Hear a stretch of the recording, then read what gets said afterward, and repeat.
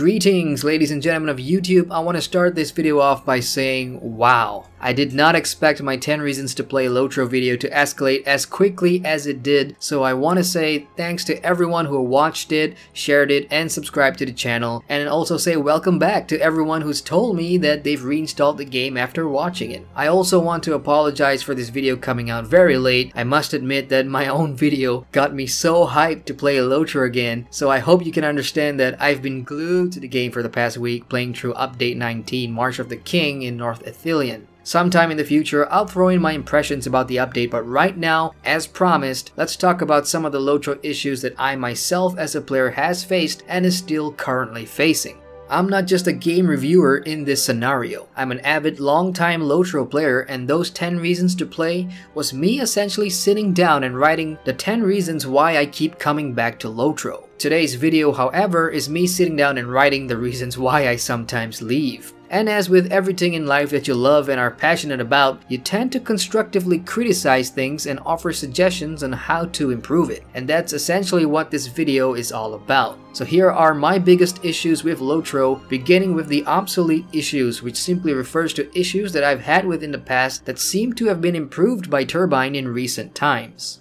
At number 5, Mounted Combat. I must say I was extremely excited when Turbine announced that Mounted Combat was coming to Lord of the Rings Online. Post Riders of Rohan expansion launch, however, it was a disaster. The endless rubber banding, lag, and overall usefulness of Mounted Combat was so poor that I ignored the system entirely. Why I consider this to be obsolete in Lord of the Rings Online today is because some effort has been put into making the system relevant again, to some degree of success that will divide player opinions.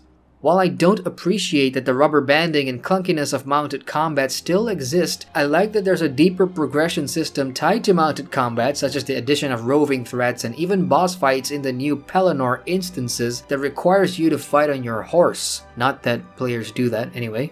The main reason why I've tolerated the system today is not because of what Mounted Combat was originally intended for, however. I use my warsteed these days to primarily travel long distance and to cover ground faster, and that's basically it.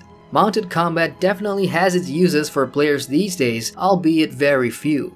Some classes have it easy with Mounted Combat, but others still have a torrid time. I'm looking at you, burglars and Bjornings. It's a shame how everything turned out. The system has so much potential. What would make Mounted Combat better for me is if the system gets a redesign from the ground up, making it less laggy, rubber bandy, and clunky. And maybe, just maybe, I might take it out to do warbands and roving threats. Number 4. Epic/big battles. I've never been a big fan of big battles or epic battles. As a tool to articulate the epic stories of Helm's Deep and the defense of Minas Tirith, it was a great visual storytelling experience. But as an endgame instant solution for players who wanted to grind gold jewelry or gold essences, it was terrible. I saw epic battles as nothing more than glorified skirmishes that doesn't require you to use your class and instead play a mini micromanagement game that makes you strategically place objects to game the system to get the perfect score, which in return will grant you the rewards. With the exception of retaking Pelagir, the rest of the big battles were long in duration and especially boring and repetitive once you've done them the first time around and while taking your ults through them. The reason I feel this issue is now obsolete is because Turbine has decided to bring back instances, and thank God for that. The new featured instance system is a great way to recycle some of the game's older and better group content, and there are now more and better ways to get gold essences and other goodies that used to be only available through epic battles. I've spent a lot of time talking about big battles and how to improve them in another video I've done previously, so if you'd like to hear that, click the teaser text above or in the description box below. Number 3. Class Trait Trees. I'll be very honest and say that the introduction of class trait trees in 2013 that came with the Helm's Deep expansion was what broke the camel's back for me, and I quit the game out of frustration for quite a long period. To give you some context, my main character is a captain, and as a support class I used to mix and match a whole variety of traits and skills to create a playstyle that was fun for me, and worked successfully in PvE raids and PvMP. But the class trait trees took the ability and freedom to customize my captain the way I wanted to away from me, which was frustrating. I can understand that there was a huge clutter of skills at the time that newer players will struggle with, but I still disagreed with the decision. Class trait trees at the time then started a whole stereotypical mentality that I hated. For example, in World Chat, I'd see pugs that only wanted red captains, and that if you ran in blue, you're a noob. And this wasn't just for the captain class. All the other classes suffered from this stereotype of colored playstyles that made things pretty toxic on my old server.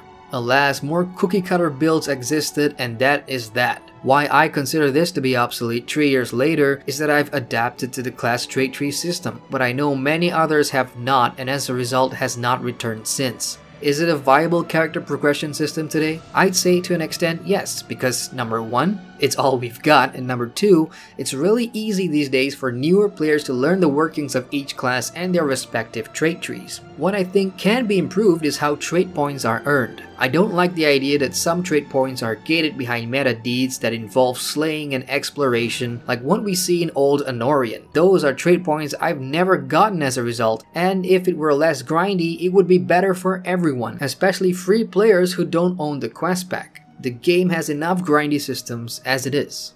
And now we move on to the not so obsolete issues, and these are pressing issues in my opinion that are still around and could be looked at to improve the game overall. Number 2, the Essence system.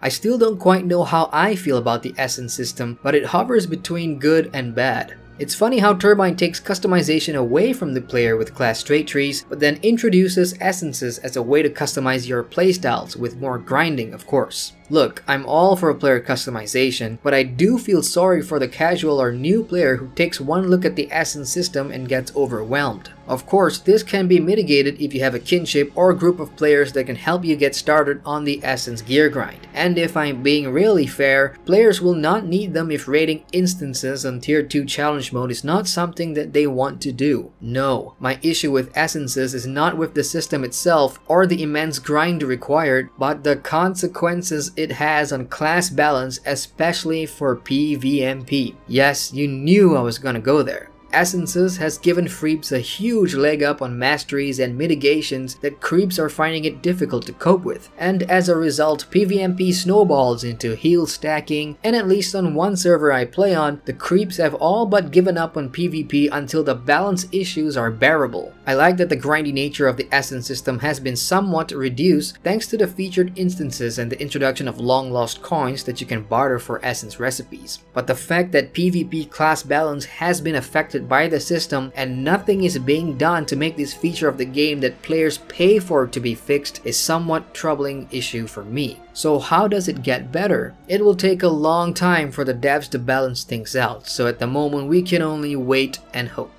Number 1. Performance issues.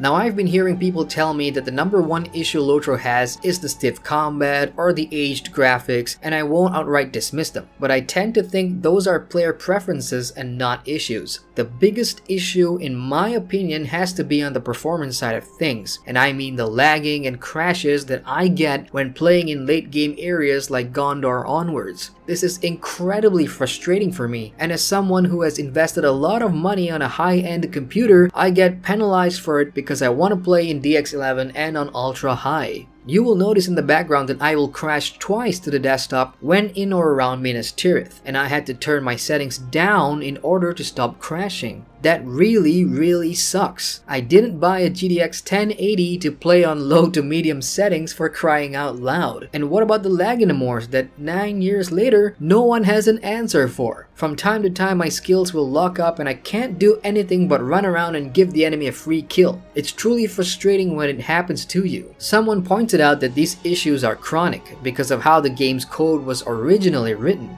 and that to fix them, it would be impossible. I don't know how true these claims are, but I hope to God that something can be done about the game's performance and optimization issues so players who want to enjoy the game and its beauty on the highest of settings can do so. And that wraps up my biggest issues with Lotro. Again, I want to stress that these are my opinions, and if you disagree with them or have more to add to the discussion, leave a comment below. This also wraps up my 2-part coverage on Lotro, but many of you have asked me to put out more Lotro content, and I can guarantee that you will see more Lord of the Rings Online content from me. It is, after all, my primary MMO. With that said, do leave a like if you enjoyed the content, and do subscribe to my channel for more game reviews and MMO content. Once again, my name is Adrian from Game Reviews Malaysia, or Havelheim on the Landroval server in Lotro, and I'd like to wish you all a very spooky Halloween. Thanks for watching.